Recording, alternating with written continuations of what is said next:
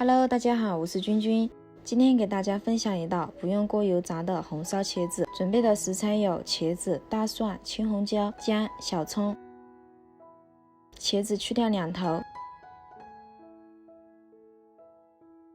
切成滚刀块。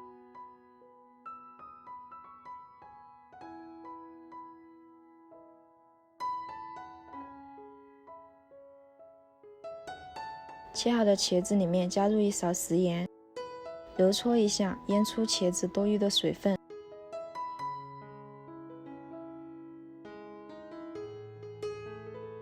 接下来我们来准备配料：大蒜切成末，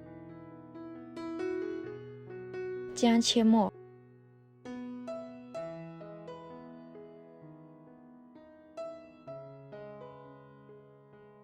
青红椒切成小圈，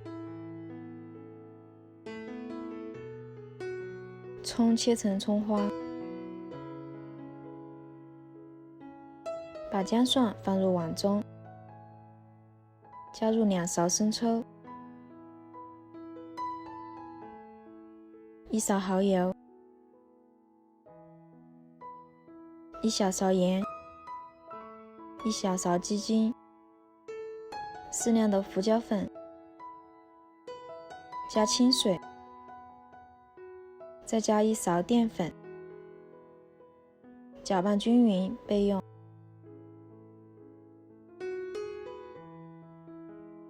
腌好的茄子挤出里面多余的水分，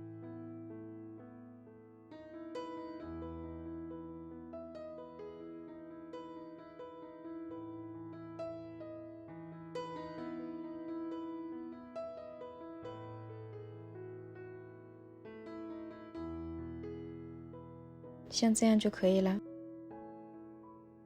锅内放入多一点的油，油一定要热，然后下入茄子翻炒。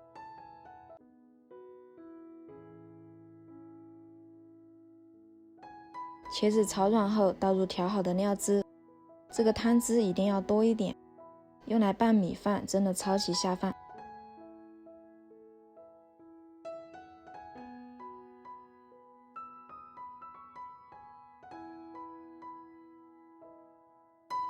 开大火收汁，这个汁不要收得太干，然后下入青红椒，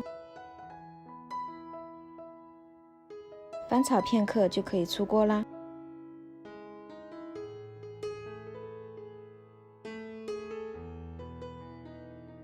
哇，好香啊！最后撒上一把葱花，美味极成。这样做的红烧茄子一点也不油腻，特别的下饭，喜欢你也试试吧。